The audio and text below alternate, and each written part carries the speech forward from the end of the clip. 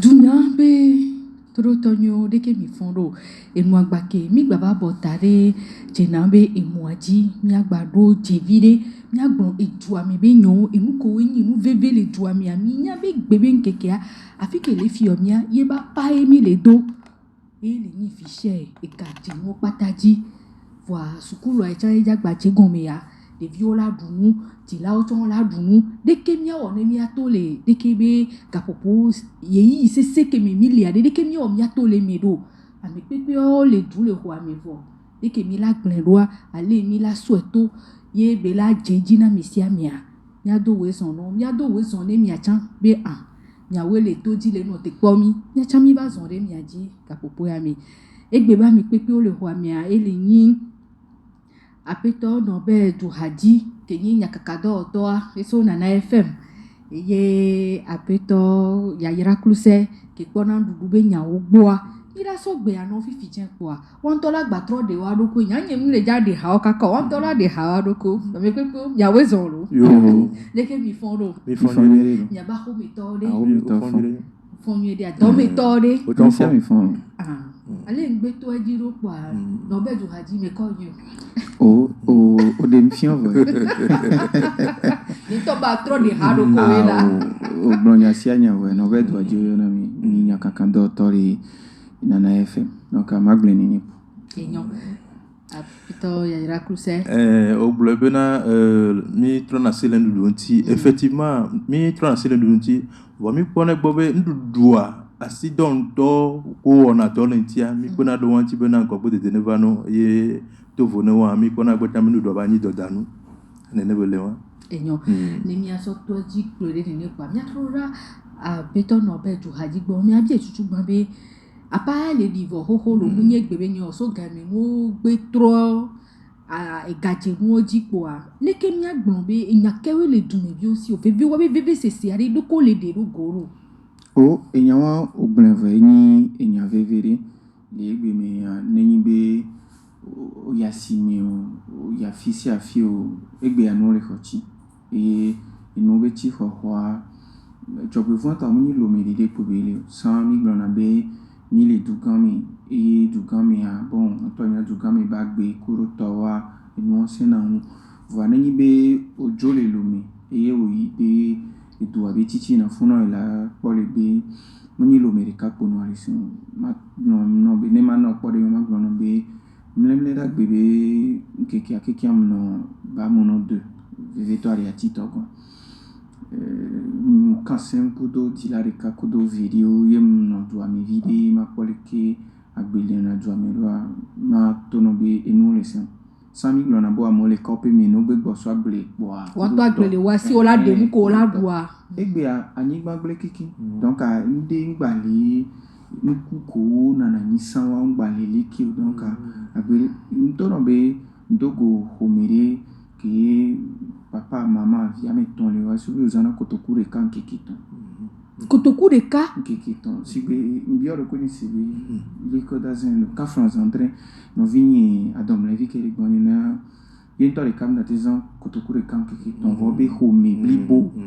eto ino kudo vi ameton o les an kotokure kan kikiton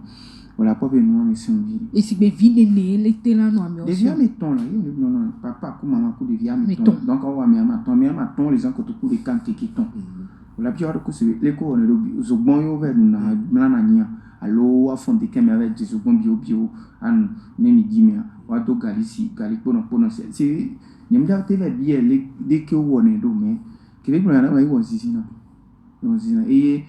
c'est le agbele khoti jogbe voin to egba ni be bio kai ya sinem le bio kai pa ke 100 page to be kotoku de kabie jandrin do ami ya bena de bio jagba to sukulu 10 ans de ya 1700 yo le sa kai 100 page e goni be 100 onya be ko sa ne bien jan si de ke kotoku la te so bien de ka alo ne via e vi la sur le rove ko to la te so bien ve asimila play 100 page jamais ve vo egbe ya mja ga ti mja o le sa bien we andre va no me we le me donc loko jamais do donc DJ V am jaga TV play kai am V la so do de discours donc sondra mi am le ni tutu gba mi egbe egbe agbele feti to Et voix me dit, ma trop vraiment bio, c'est bien, quand c'est nous coups les kébé, dit là, yoa, on bio, nous qu'elle est na, yanigban, les blés, on battait les dos, nous quoi, o pabe alors nous quoi, on battait les miola, yanigban, dit, yoa. Eva do garder meilleur la pabe, mais l'on avait rendement. Ni dagla nous qui ni la a nous qui la ni a né et penua à l'oa avec nous ne subo. Donc engrais qui a moulu donner ni subo et on y avait bon ni agronome y avait au fur et à mesure que nous nous les donne des cas ni man quand comme dit pe bourioa n'bava donc rola no doli no la ni bandi ano doli no ni bo ngba doli no chonwa egbia inu ade le engrais mun bani chimique que autre na sile ntiku do mianto mia debenu que autre so na na be anigban e ba trono na agbo agbere digo donc anene be nu ngba le kudo ayame totro be nyo chanle ke esimba le jado dodo nu do kusungba le hunde dodo nu wa e chan wo be ni be nu ni so ke mi funu ke mbaba autre mi asibebe ntik mondo de kaka kosira wonu ntik mondo de kaka kosi e ko be ende mi ya keve maka ina des vidéos de fond va imaginer be ke mi ya mi anto amenene ke mi ke prévoir mi la ke wo atito gon kudo salive va ke mi ya devine ke mi anto mi ke prévoir 100 mi anto mi ke prévoir des vides de son mais ke mi ya mi va pas mes 350 ce qui veut dire que me kaye ke mi gazan les alivia mi s'implique donc ami est obligé considérer que mi va travailler mais à mes coach mi va pas à moso petit amasirike des vieux colis coulozon so petit amasirike va voilà va trop petit amasirike wala bajo si on les pas mais en tout cas mais on va t'étonner bien dans trop joyeux quoi donc à kaye kola et moi mais il est obligé mi va trop mais c'est mi trop mais et garo montani à meron to les miamo va trop de gale gomme que yo sona trop les na des vieux non seul et qu'on be ka on sou quoi donc autre so gano be mi ho mi va appliquer na me mi plena me doit comme il s'en va monter sous des vieux Moussou à mes 200 mi prévoit 200 les arrivées tiens voir Moussou donc voilà pas be egbia ni ma blo aglevé tinto et nous tiens o le retirer du et non mi a trorora peto ya yara kruse ga popo eva de ami ade ke mi pona ndugbe nyon gbo mi gbona na mo ade ko la dunu de dodo nua si bebe ndeke yen ba patole enu ya gave me tole ke ngba wo tro ba paji tole e gbebe nkeke okudo agbeve ti ya de mi gba tele gbona mo be wa gbadunu re neni adia alo le gbo susume alo le qualité ya yin dudu abe nyonyo me ade enu kike mi fiari bi ku ebe amo la gbate no respecter de kebe non me a mi kwa ndele no mele ni be maulo mi wo la mero de be alors dit que mi plele e khone wa to trois ko me sono adunu se toan ngbo blone ko na do wo badunu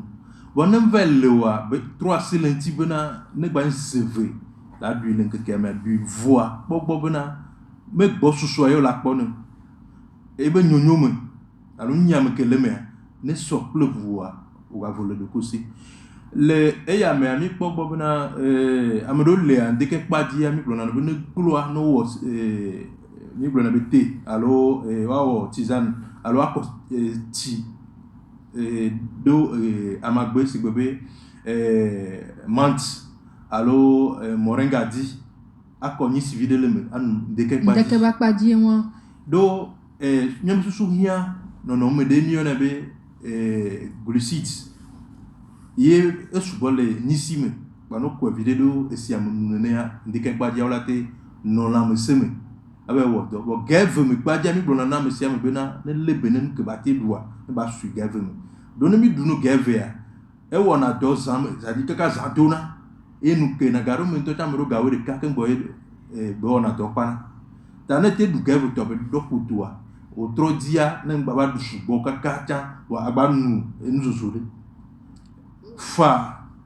ifia ela gbedo nti obena gba la me se da na nyilo bo nenyi be o ja we ngba we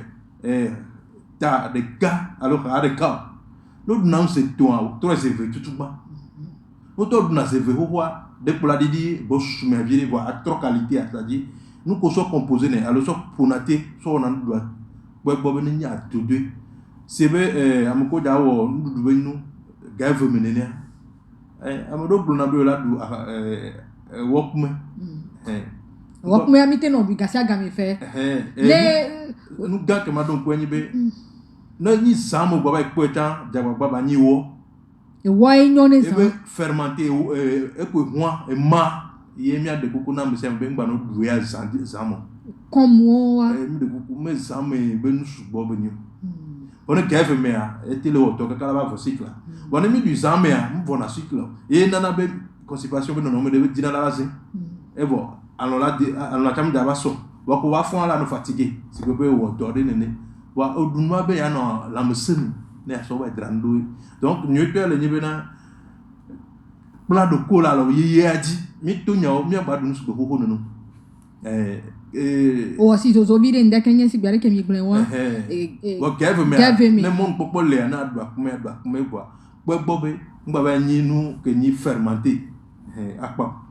voi amero wonedo debe no be dunu on ne votan ba na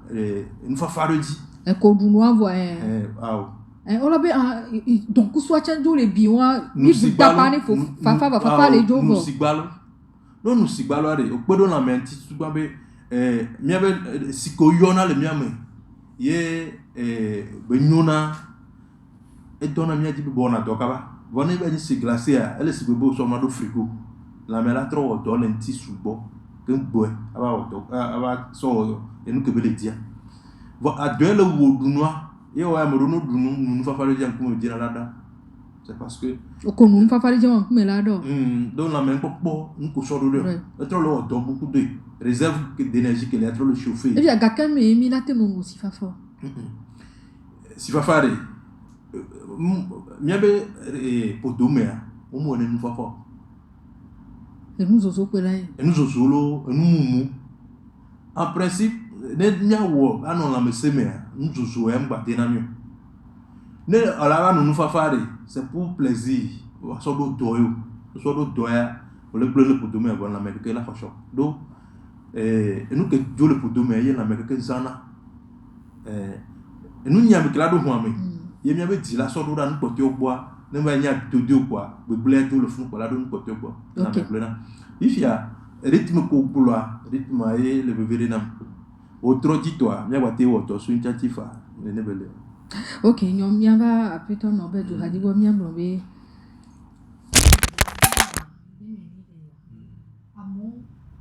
que adore bem a lição minha gente de que me late bom de eu já tô de que late mo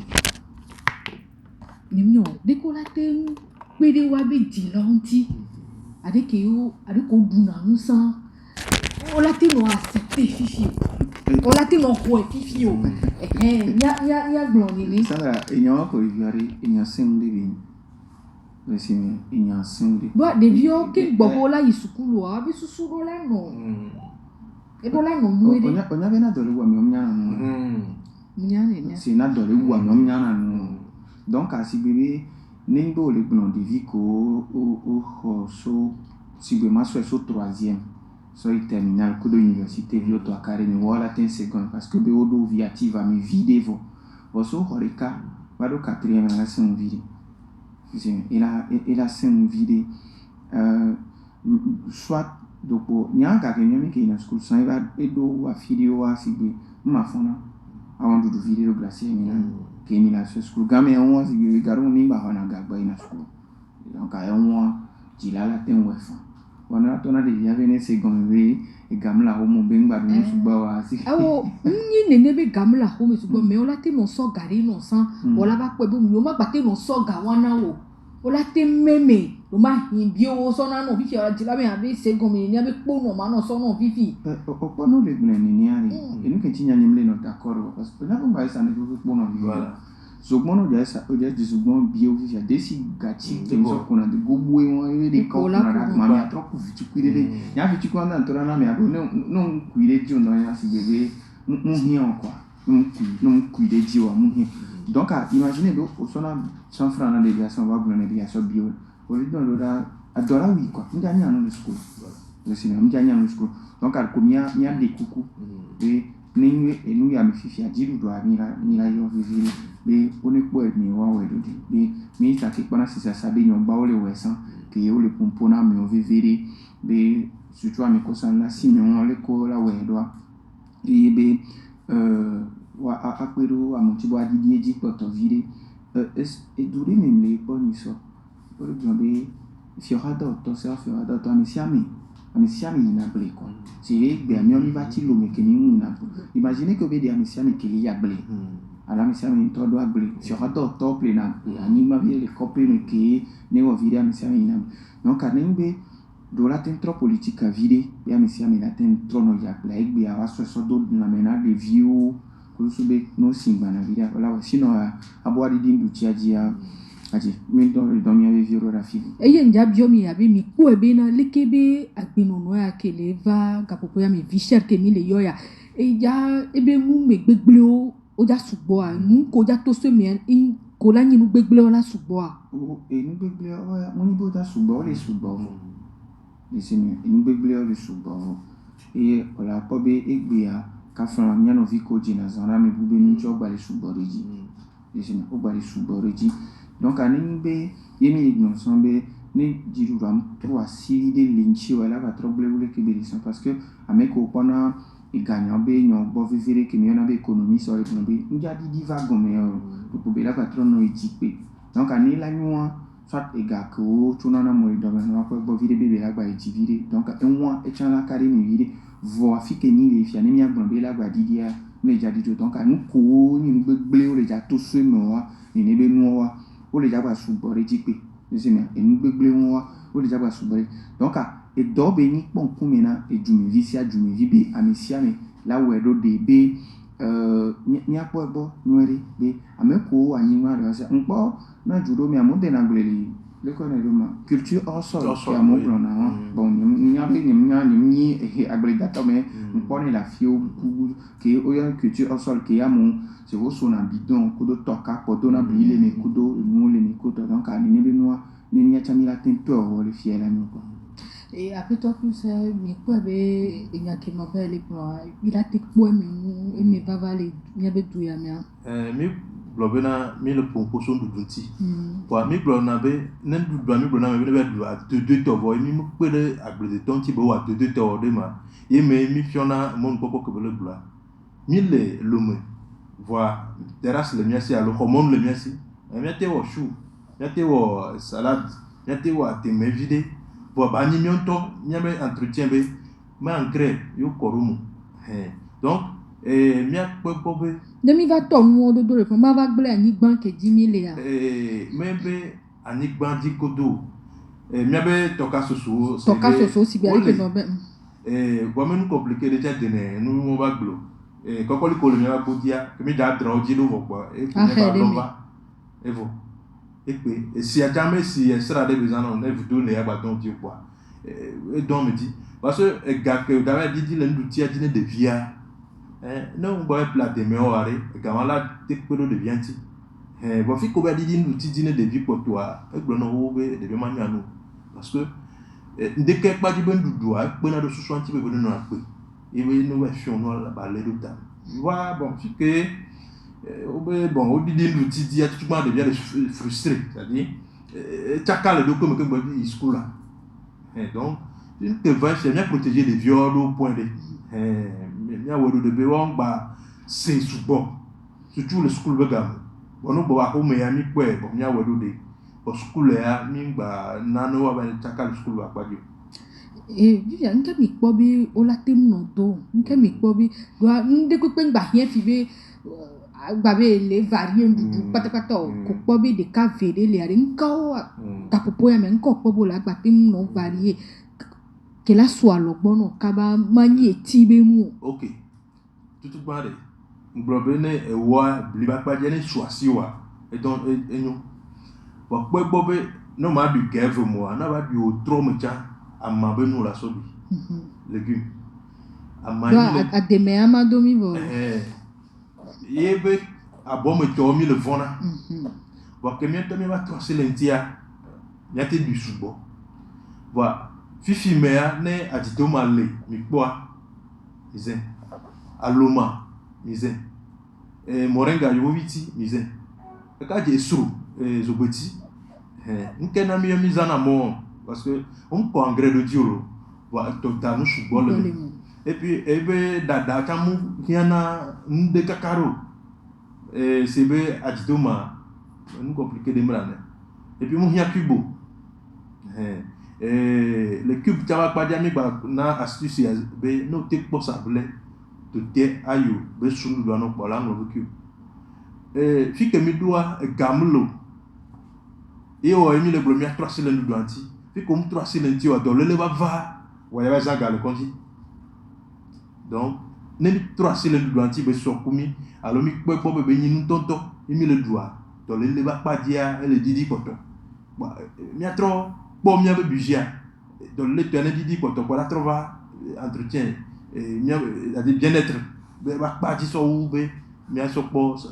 do le ba pa di ta le ndu ba pa di mi global la o trome ne mon popolaire na te ba me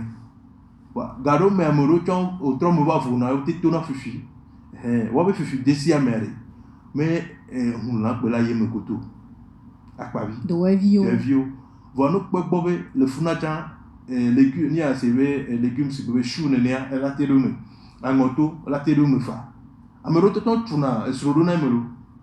kudo sube odunu azame vo nu pepe lo wa podo me la te woto bon banglobo ya mi ale do tame ne mi jamla nya mi nuna sizo mi mla ni sizo ya ni ya mi do anne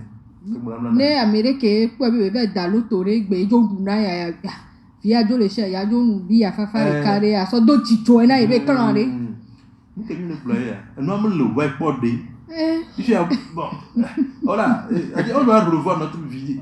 mais la gbero la agbe to ne be le be ye mu ga kmeke ja ye gba jo ru ipo o la ya do jijo ni yo ba du yaro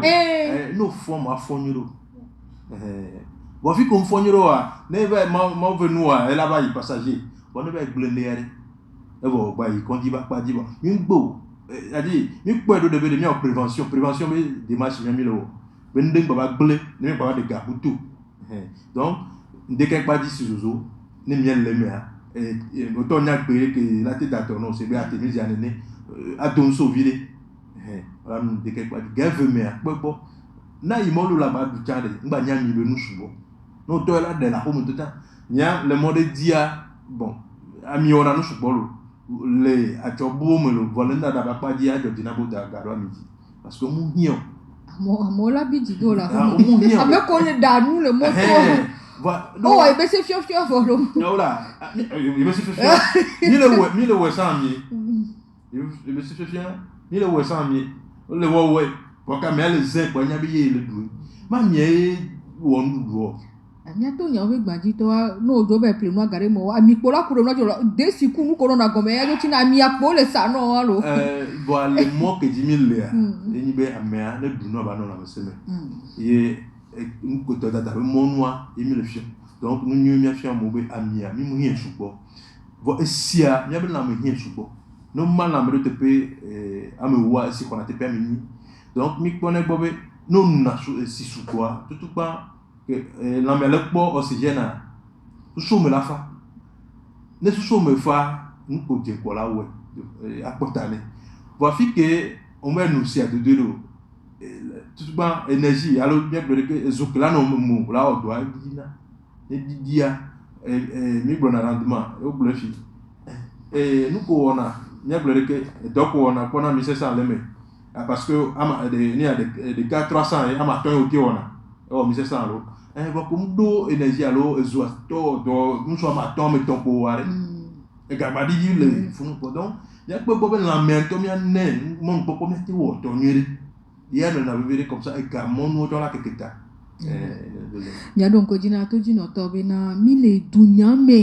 ye gbea mi le gbɔnbe agbevevea egbali ye dzi kpɔtɔ le yibɔa sukulu be gamia tsã ele dza to edzi vɛ wa deke mianɔ le me ne miateŋto le me abɔ ve afɔ ameve o ŋgbanyi be mi le ta ye mi le kɔ ta yi dzi fi ke mi la hɔntru ke miaƒoa deke miayo kpɔa ame kpekpe ko le xɔ ame na mia ye le nyi nɔbe dzohadzi ke nyi nyakakadɔwɔtɔ so Nana FM ekudo apetɔ yayra klose ke kpɔna ɖuɖu be nyawo gbɔa woawoe le xɔ ame na mi ye mi le ɖe nu me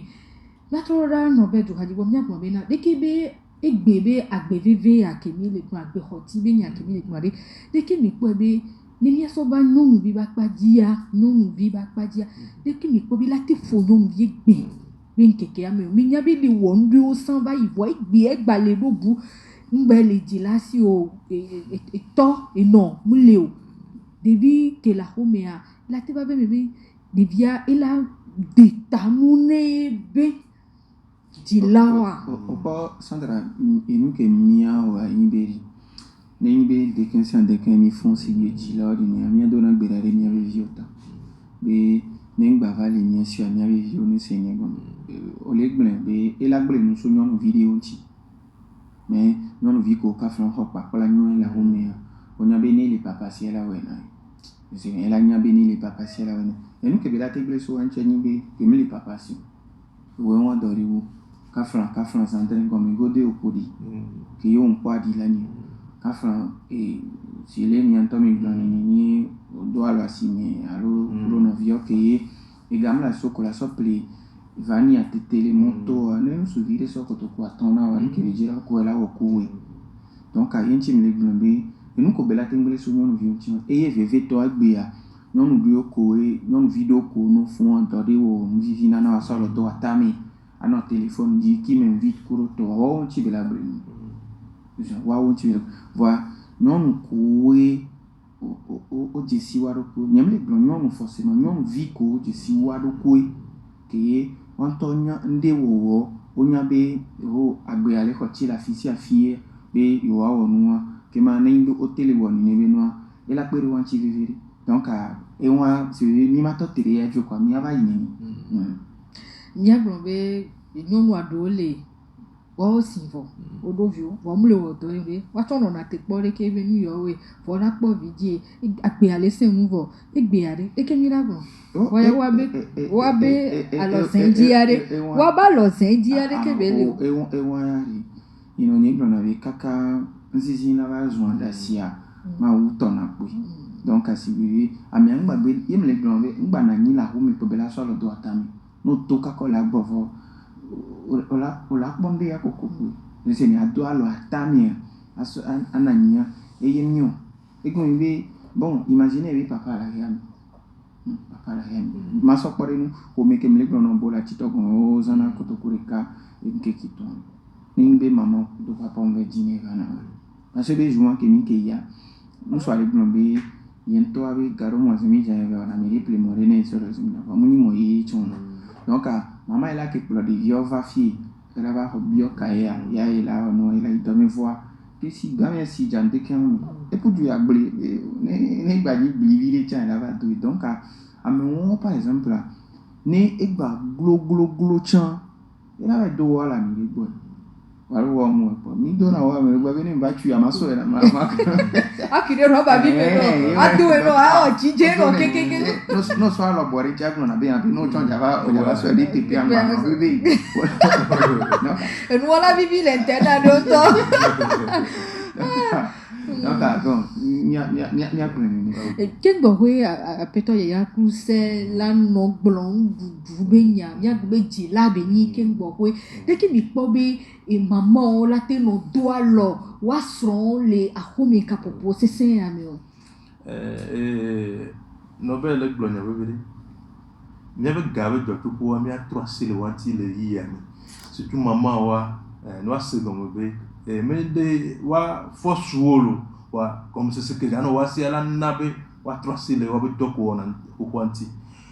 bon le podenu balomea moko ina tomea se fera donne ne le wa be tomea la wa te wa lo do vile c'est be de que pour nyon mon do de domea me relate amana soutien fa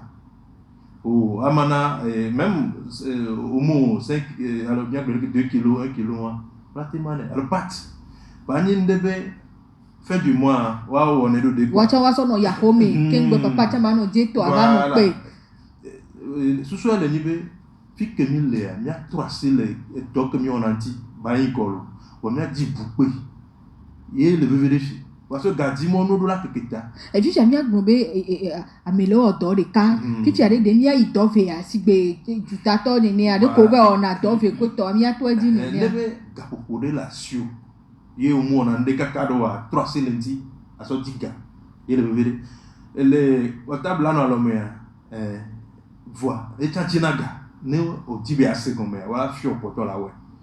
Et mi blona application. C'est que TikTok nene, nous ça savait te peut que t'anilo. Voilà nous fions matéo. Voilà, application le mien pour le Togo aussi. Dès que la pona un noble micro y avait photo nene quoi. Voilà sur le groupe pour moi. Les deux dina mais quoi là tout tu l'as appelé. Oh, ni allelo machine le t'es la machine tiens. Nous te dit quoi, au qu'on on a dit, nous commis en a dit quoi. Pourquoi l'alimentation générale veut comme nous bien la pour ma cacoto. Et bien l'application il y a au groupe nous, c'est-à-dire au côté maca sardine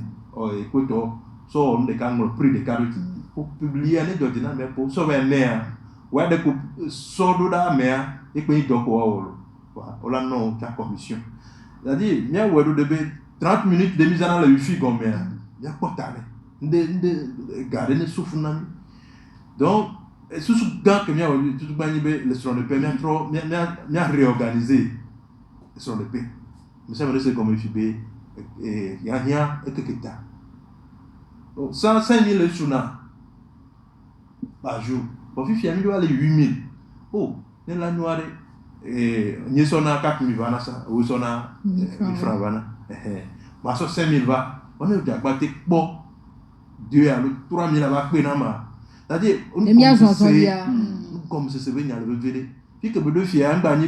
et nyanita out. Non, ne nyamba le. Ne nyamba tu vive nita. Et bare suis. Là de fou, oui bare. Et nous là là de fou. Parce que comme c'est bien nyamba de vieux tout le vent. Mi blonya de toto diabo de vieux on ba senti noir. Ba blon no want you. Donc ne bien ouais, ne de vieux on ba se lever alors nous ba blon no want you. Mi a dit là oui, la tracer le nonti.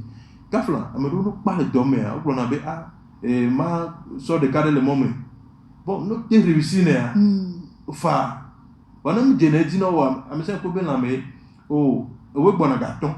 M'dana no kabo. Et le portable ben yefi. Bon, jusqu'à 22h nous soubo le là le portable dit. Ta mia 3 sil nunti. We fait toi non no era c'est nous comme tout ba. Et peut-être non ben mi quoi be na lekebe akpeveve akele gbe mi le dapa mi le gba mi quoi be e la temna be jela o ma gbate he wa be bi onu eri o wa si be wa be susu ma gbate no no de bi oji o go be veve sese leke yo diga la na be o ma gbate hia ebelele kudo education ke hia be wa na vi la ko mo po de bi o ba zon li kudo to nko la gbe no gbo kure to mi quoi be lekebe mi yo e la huete la huya mea oh ele huete ho ni be dila ya baba sami ko John de Kenya 22 euros baba kako baba de vieux man que de vieux man ya mata me 5 euros ba trop fond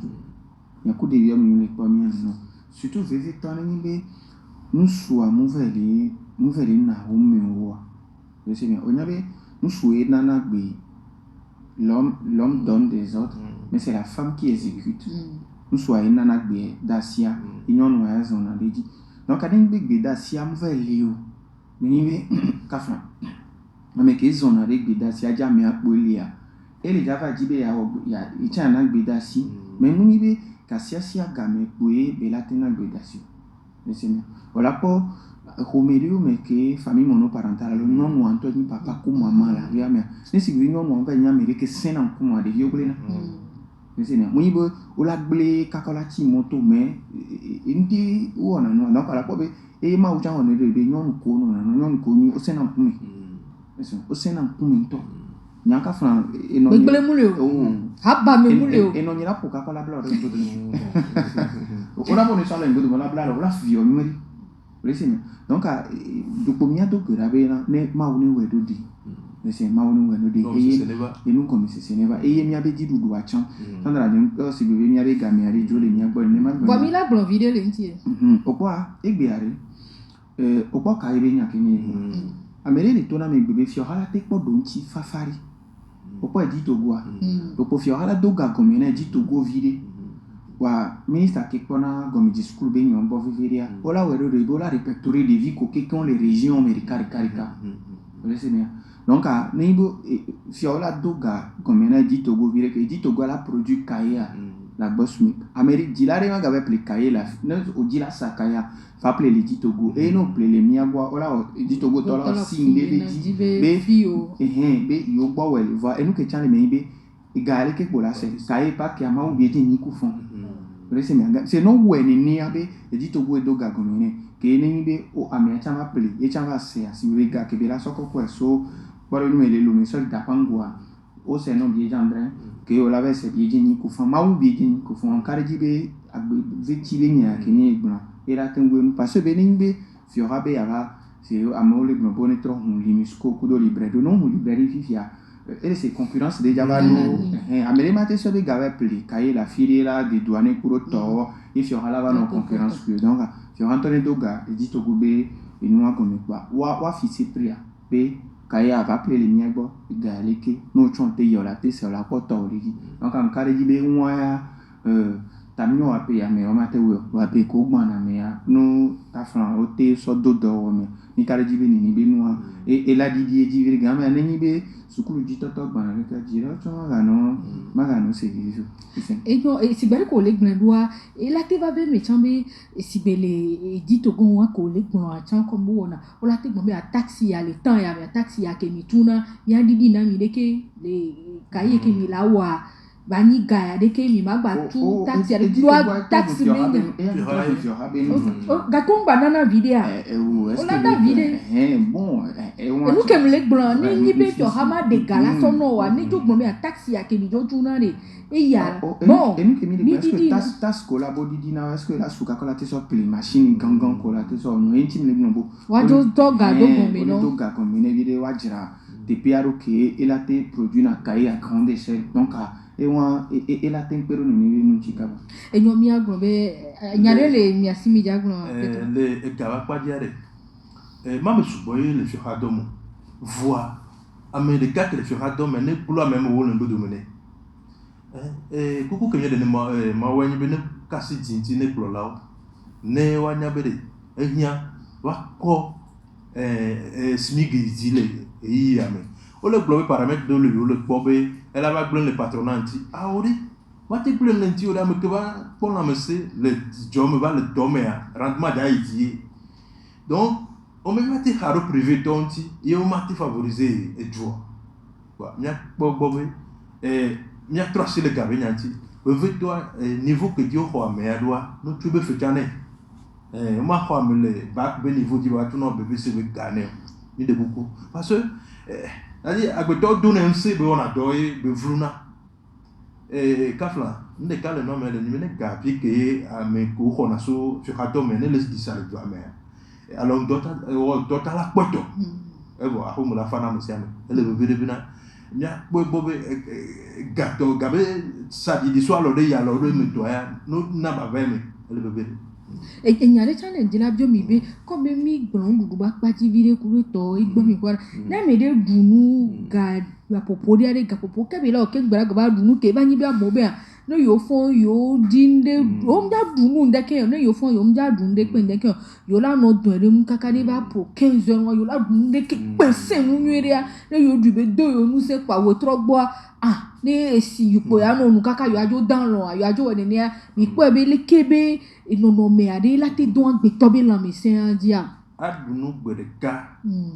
c'est le cas tout gbanu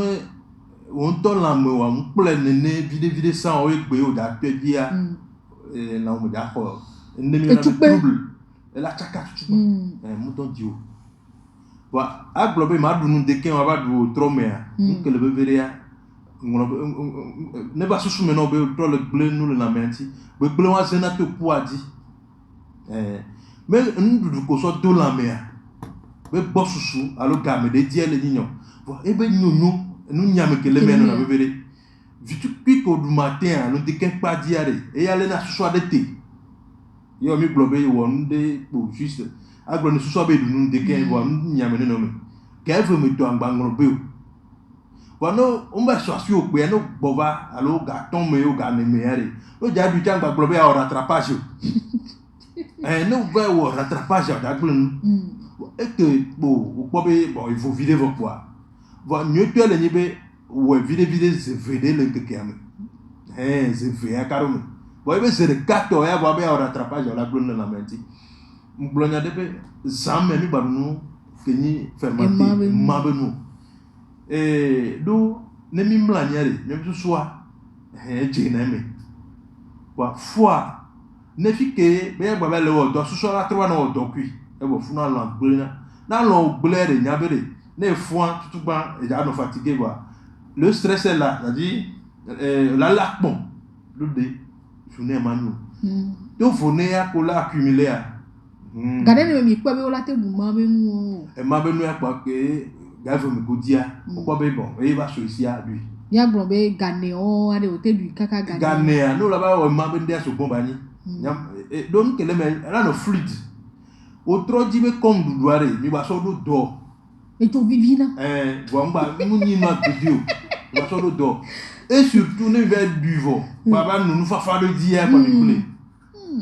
mi kule bon mi va du ya mi pe be o ne ba ti gbecha mi o zozode ya so nu do di subo nkene mi le gbo si be nyan e siare agbeto la nu si subo sur 3-4 jours là no nyuri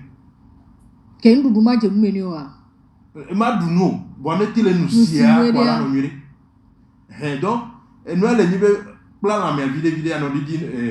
c'est tonto na nous ça bo fi que va le faire du CV bon sinon no subo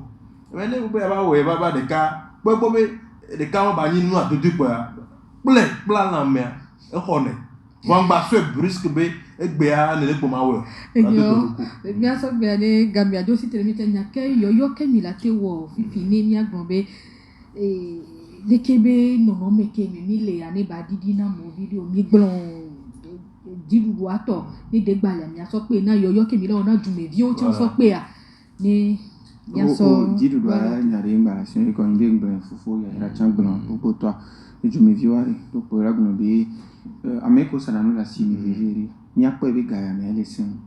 ni bo ve pe le ndi bi janton yo ko be ni se bi jan bien ìtàn la tin po ibale ya nígbà gbon be ko to ku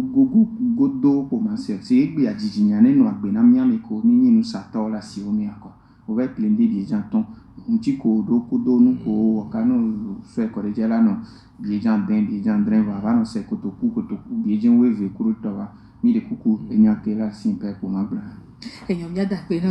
nyade le mi asini mi so mia tom se mi no ne no visi lele e go mele ni be egbe anyam po mate du CV a ono vinye de le mutele du le kawa mia welu de be de ba so itasi to fone ya le rentrer be nya me mi de kuku amedo kai koko le wasi pour de to va le ça double prix c'est-à-dire 100 700 800 ça la fiche on va les 1500 donc ntia yo la be gbe ba si ayo mi de kuku ya ngba memo voilà rentrer be nya me mi de kuku la nous quand que mi blo ni be privé o wa gba bi dagaro écolage minya ocha yeme ola to la po puis quand le mi adon ko ni be doko ona mi o la po gale ise ko po ga o ja ple nu hoti donc o ta la po be to wa ne ko iji ye pe lo wa me sia me voi ngom se sene na ni be ne mu ko iti apata enu sasa la ba di na fa voi ne gba be po cha de ko ma wa zen ba ne no fetu me mi awodo de be ba nya so na me sia me ngba ni be gbonye be la gleso ye nu su bola ba ataka enyo mi ada pe na toji no to mi ada pe na apeto no be du haji ke yin yakaka do to iso na na fm mi ada pe na mi de mi be gami akudo mu me de ota mi ada pe na apeto ya jira kuse eke bona ndudu be nya wo gwa mi ada pe na mi de mi be de o me kudo mi be gami ata